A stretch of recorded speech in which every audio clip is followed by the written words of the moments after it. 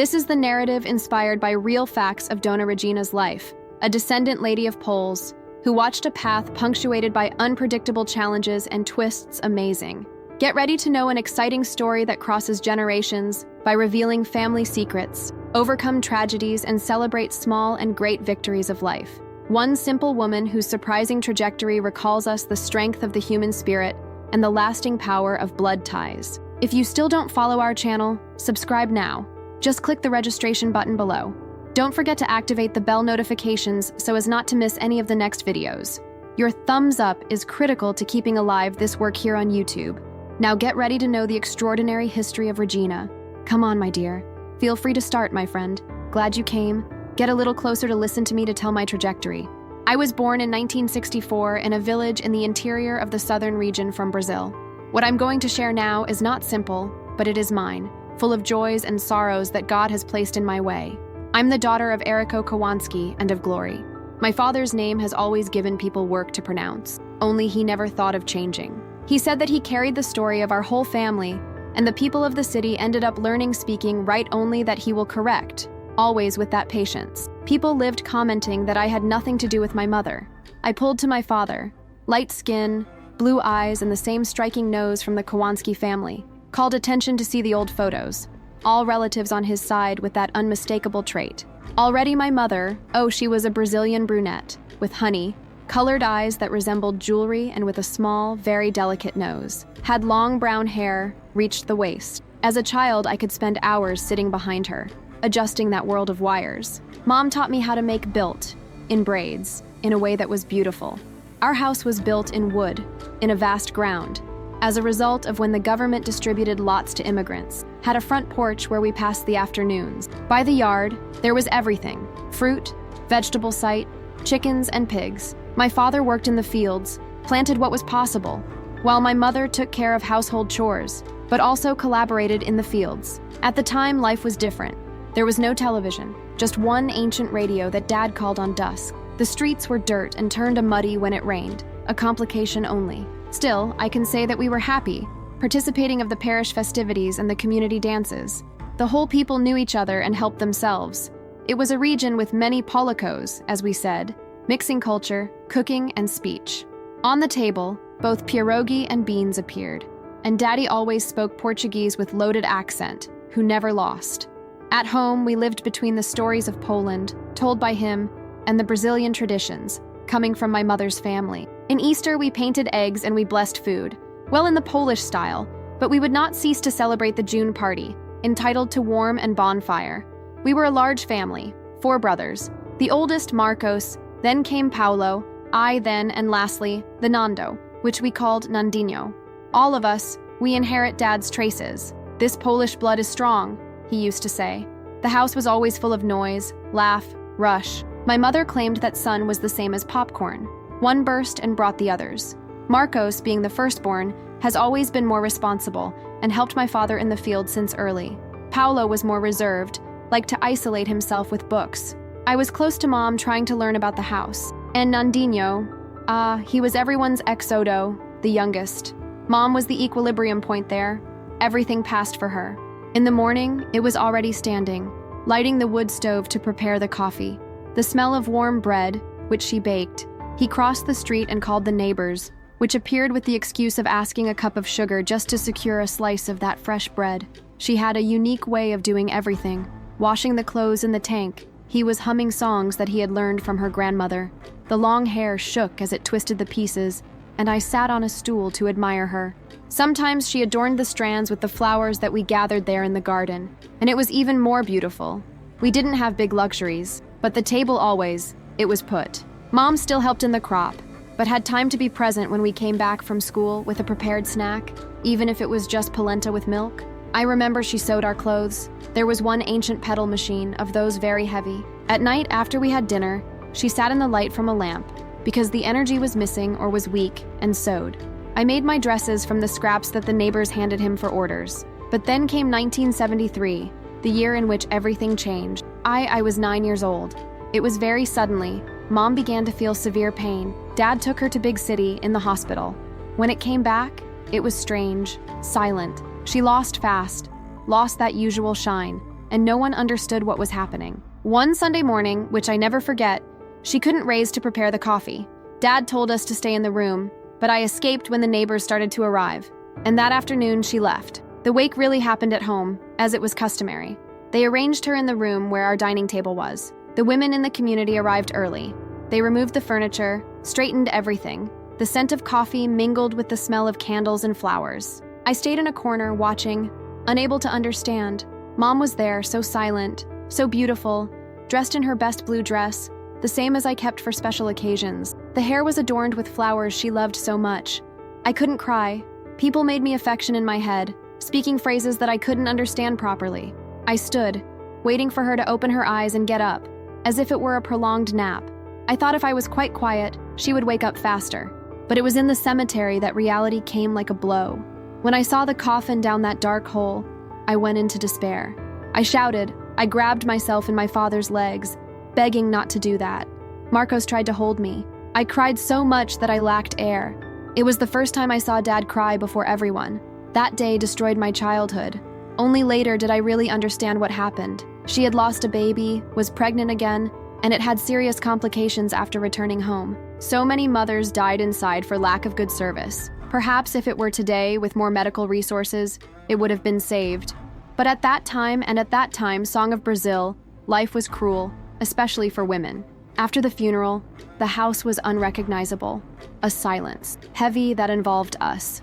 Dad tried to take care of everything, but it wasn't the same. The food did not have the same flavor. The sewing was not touched. The garden began to wither. Marcos, who was 13, did what he could. Paul closed even more books. Nandinho, at 5, cried at night calling for Mom. I tried to reproduce what remembered. Clean, cook, extend the clothes. She always said that every girl should know, take care of a house, and taught me what I could. So, the day after the funeral, I woke up before Val, lit the wood stove, and prepared coffee. I cut the bread left by the neighbors. When Dad and my brothers woke up, the table was already set. He looked at me with a mix of pride and sadness. She stroked my head and said nothing. But I understood that in that gesture he thanked, though with a tight heart. So, gradually, I was assuming tasks that my mother did. I washed their clothes, trying cook, kept the house organized. Dad turned into the crop, working twice. To the neighbors, especially Dona Laura and Dona Sonia, helped me with some tips. One taught me make polenta without embarking, another to remove stains from clothing. It was painful, but we learned. The father suffered, spent the nights walking around the house, half bewildered. Sometimes I found him sitting, staring at a cup of cold coffee. He loved Mom in a way I hardly saw in other weddings around. A love affectionate, full of conversation and kisses of longing when I was sweaty from the fields. I liked observe, hidden, their dialogue, which always involved her opinion in everything. After she left, it seemed that half of him had gone together. He followed his life, but his gaze was empty. I stopped attending school. The routine followed, one day at a time, trying to fit the pieces. Dad arrived early, trying to talk to us. Once he even tried to braid me, as my mother did. It was crooked, but I left it, to see his smile. Only something happened after it's hard for me to comment, but it's part of what made who I am. That was a few months after we lost Mom. The house was still full of relatives coming and going. One of these days came Caesar, son of Aunt Lorinda. He had some 14 years. I already told 10. At first, it was good to have it around. He taught jokes different, told fun stories. We played in the branches of the trees, until everything changed. One afternoon, Daddy and my brothers were busy in the fields, the aunts cooking. I was in the room arranging clothes. Caesar entered and closed the door, saying I wanted to show me something amazing. He started to approach, saying strange things, praising my hair and my eyes, making comments that made me embarrassed. I tried to scream, but he covered my mouth, pushing me into bed. My mind froze. I thought it was some joke, but I soon realized it wasn't. He raised my dress, playing parts of me that made me panic and shame. So, took my hand and forced her to touch him in a way that I knew how to be wrong.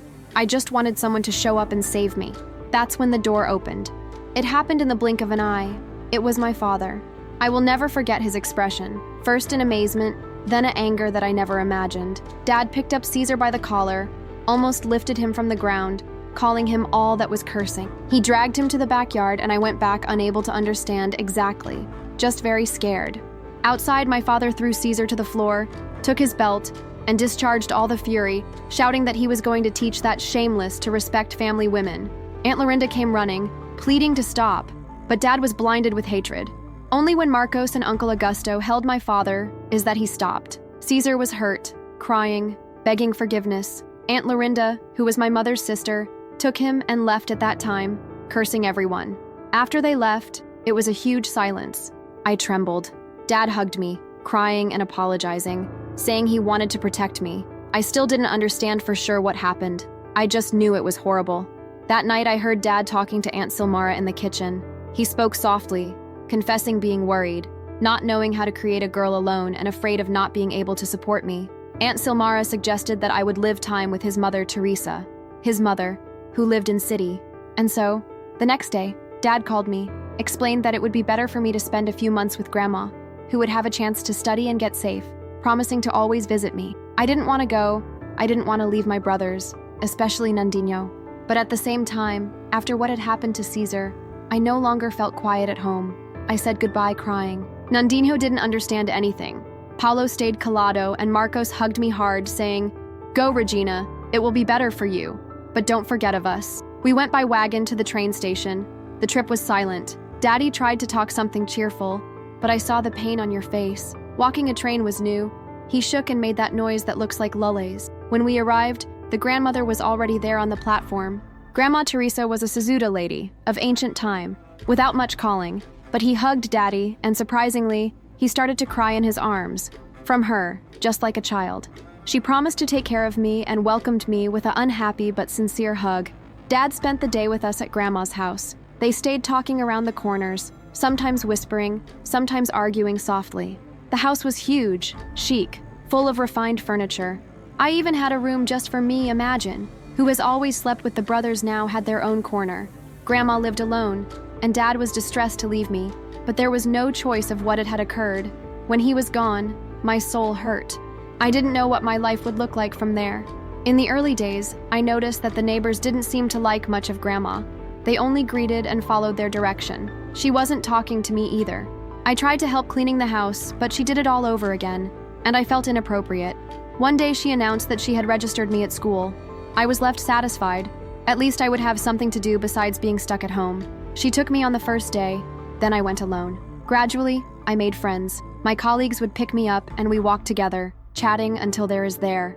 It was all very different from my inland school. There were many more people, more teachers, new content. At first, I felt a little dumb, but I took the rhythm. My traces of Polish drew attention. Clear hair, blue eyes. They asked why I had come, why my accent was weird. I invented stories to disguise. At home, coexistence with grandmother was still complicated. She wasn't bad, she just had a cold way. One day, arranging my room, I found old photos inside a shoebox.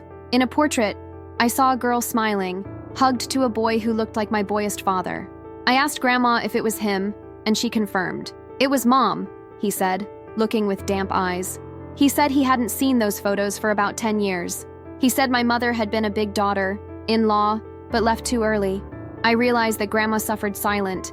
She showed me dusty albums full of family members I didn't even know, almost all Polish too.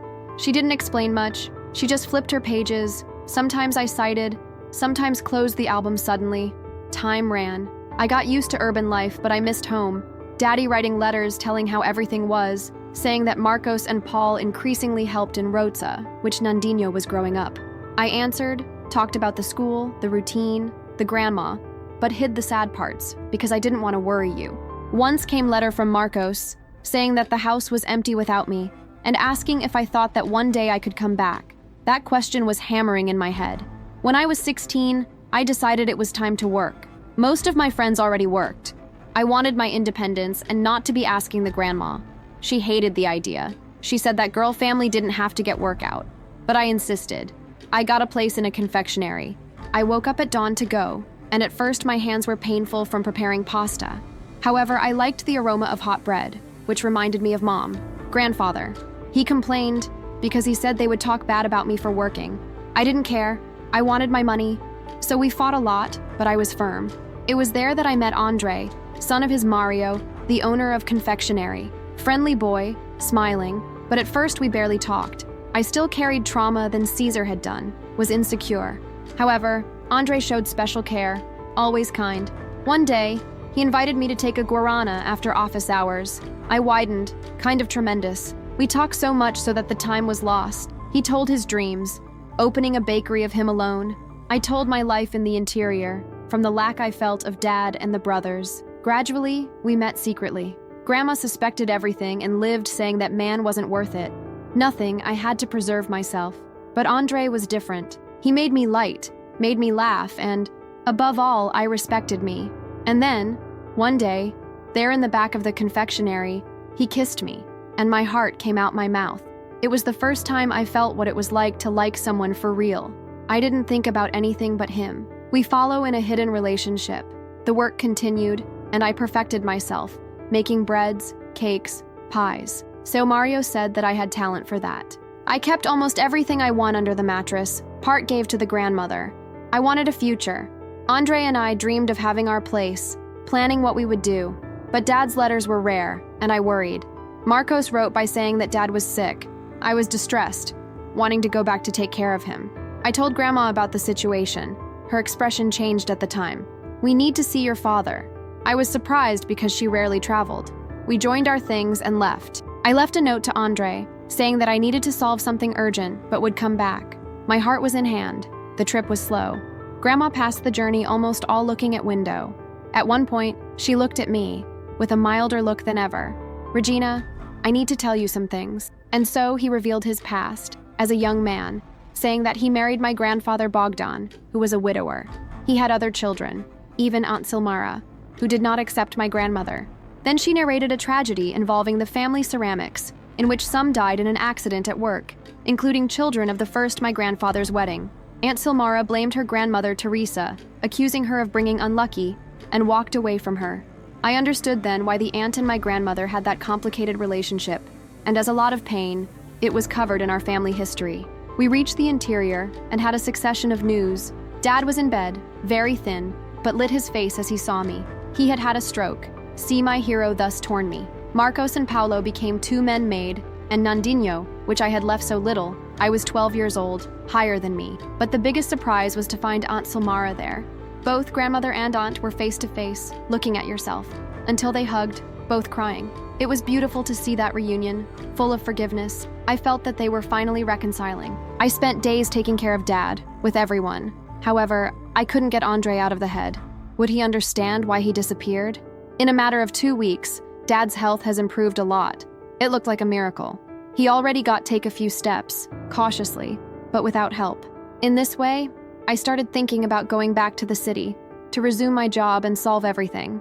Grandma changed a lot in the conviviality there.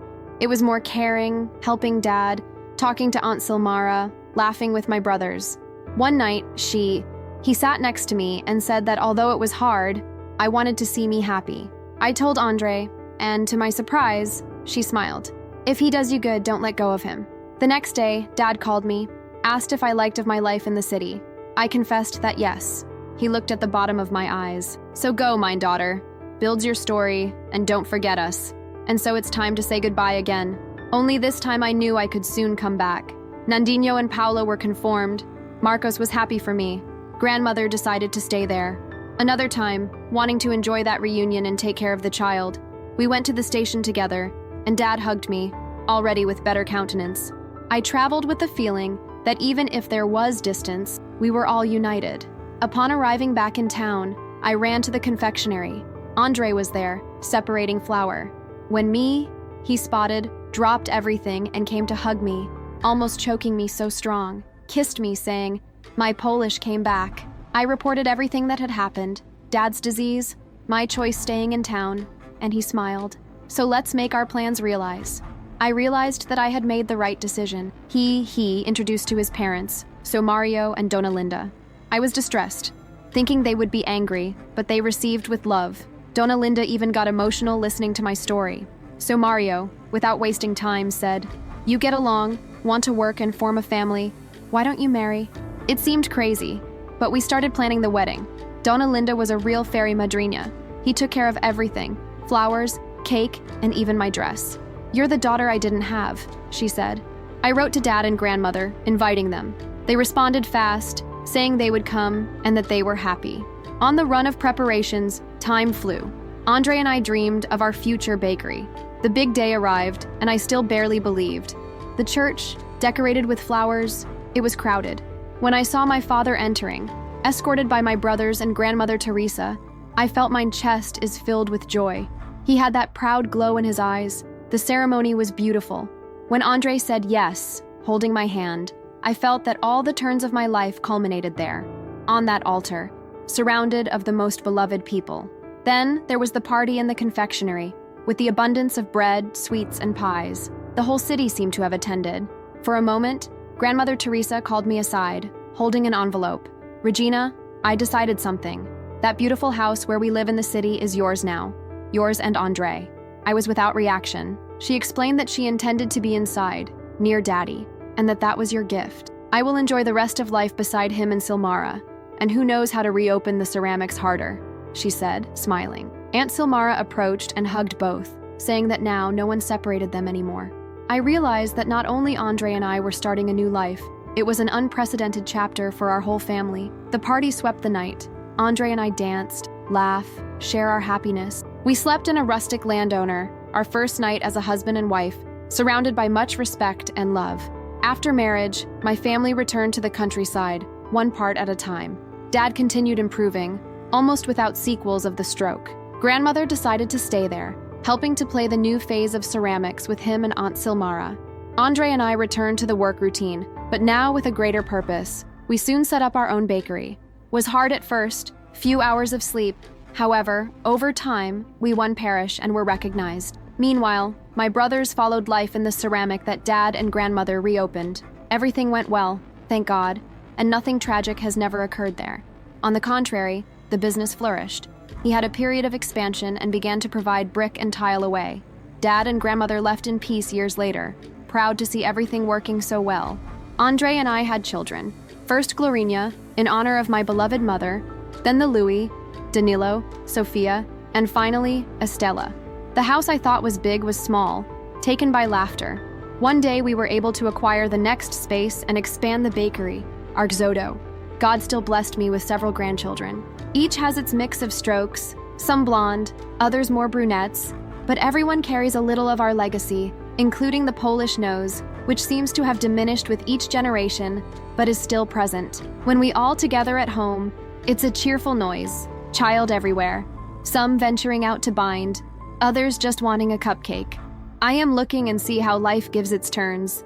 From a girl from the interior, I became Grandmother Owl from a huge clan. I can only thank God for so many blessings.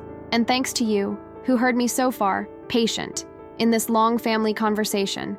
Look, if you like these memories, I want to indicate something. The people from this channel prepared an ebook full of grandparents' teas recipes. There are 100 options to relieve 1,001 chatises. Blood pressure, stomach pain, weak memory, all using what God put it in nature. Well explained, in the comment fixed of this video. If you are interested, take a look there, without commitment, okay? And please, if you enjoyed listening to this old Polish here, don't leave without leaving your thumbs up. This strengthens the work of the channel staff. It is a way of thanking you for spreading stories and knowledge old so valuable. Stay with God, you and all yours.